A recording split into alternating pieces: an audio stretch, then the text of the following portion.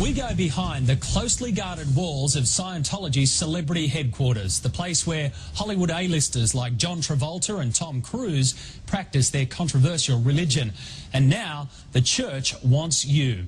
The world's leading Scientologists consider Australia a major battleground because of claims of serious abuse and criminal conduct, as well as a possible Senate inquiry. They're planning a massive blitz to fight back. Brian Seymour's travelled to Scientology's Celebrity Centre and its global headquarters in Florida to find out more.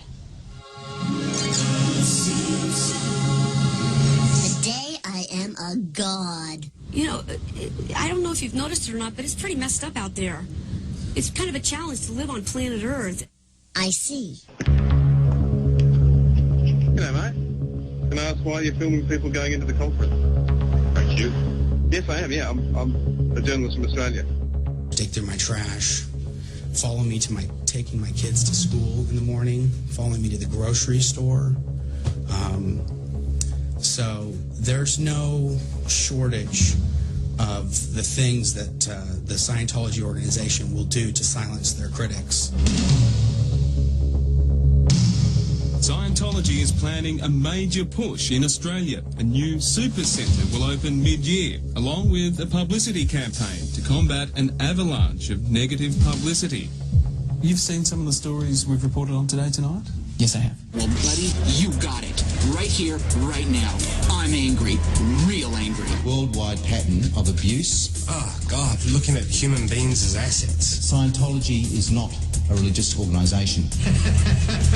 The art and practice of self-deception. Who sent you here to photograph us here today? Are you with the Church of Scientology? It's incredibly hard to live with. It is a criminal organisation that hides behind its so-called religious beliefs. I started working in an organization in Albuquerque, New Mexico at the age of 9. I got a worker's permit. You know, I actually don't hear much about anything like that, frankly.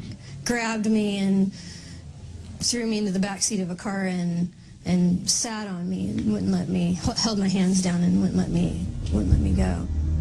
This story is not about religion. It's about what people do in the name of religion. It's a test of faith, of sanity, and control. 'Cause I gotta have faith.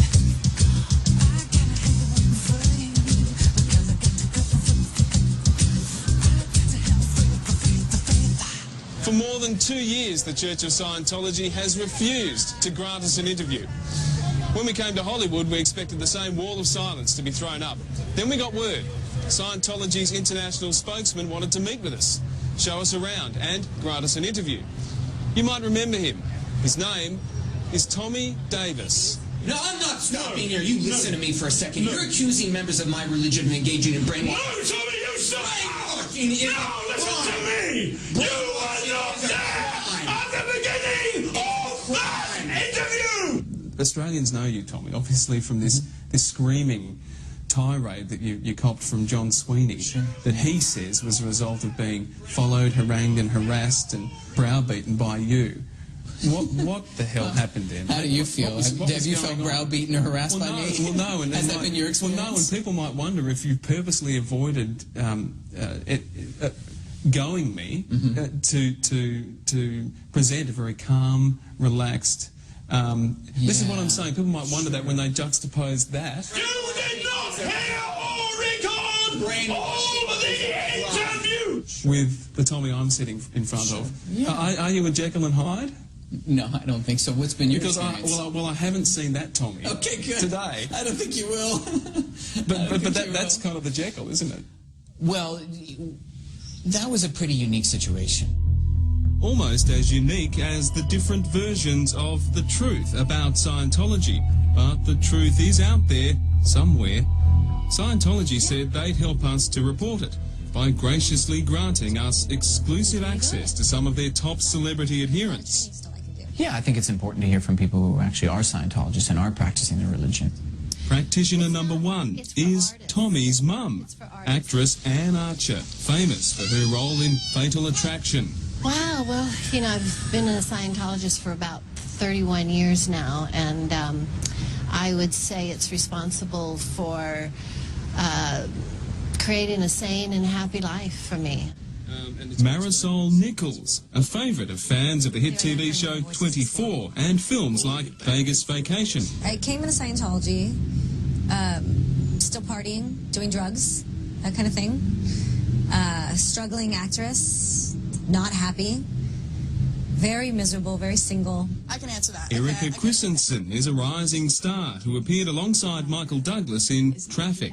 I feel an intense sensation of being myself. And it's wonderful because the emotions that are not myself are all the ones that are not so awesome feeling, you know? What? What made you yell out that remark? I do what I feel like. And the most famous 10-year-old boy in the world who gives Scientology up to $10 million a year, Nancy Cartwright, the voice of Bart Simpson. Sounds good, sis. Just tell me what to do. Bada boom. I mean, it's like, wham, there you go. It was a new life for me. It was, well, not to get cross about it, but I just like, one of those things, finding a religion that you were started to embrace, meeting a guy and falling in love and then having a baby. And they all happened within such a short amount of time. And everything else has just been straight up for me. These lovely, talented performers are dedicated to Scientology. One of their key beliefs is the idea of past and future lives. Well, in Scientology, we believe that you come back. As a human? Absolutely. Has to be. Yeah. No, it's not like reincarnation. It's you come back as a human being. I've done it millions and millions of times before, and I will continue to do that. I am immortal. You know, as a spiritual being, spirit never dies. I will never die. This body is getting older. As I'm sitting here in front of you, that I will continue to go on. But as far as joining the Sea Org, I'm doing my dream. Oh, well, me personally, I believe I will die and then I'll be reincarnated. I believe in reincarnation. I know there's a lot of religions on this world that do too, so that's what I believe. Could you be reincarnated as a dolphin or a fly? You know, I don't know. I don't have enough experience of going, oh yeah, I remember I died and I was this and I was, you know. So I don't know. I just believe that when I die, I will come back and I do live forever. Confused?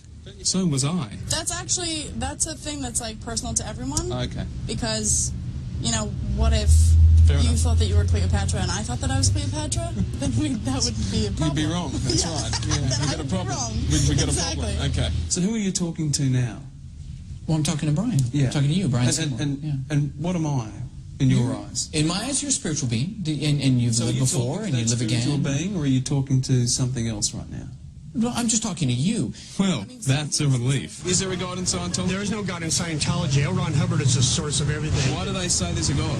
They're lying to you. It's their way of pulling people in because it's all about money. Yeah, I believe in God. Describe God? Wow. Well, I would say for me, it's a really personal question. Well, it is, and you don't have to answer it. It's we can move on if you don't want to answer it. It's entirely up to you. Yeah. It's certainly not a test. Okay. No, I don't mind answering it. I think God, to me, though, is I believe that there is a power that I am striving for. I think the best way to describe that would be to name that God, you know. And ideally, I would have to say that I am striving to be that God. Nancy Cartwright's been down under 4 times, and she's raring for another chance to raise the religion's profile here. I love Australia. With a possible Senate inquiry looming for Scientology, Australia is in their sights. Their new $20 million facility in Melbourne, called an Ideal Org, is designed to entice and inspire Aussies to reach for the stars.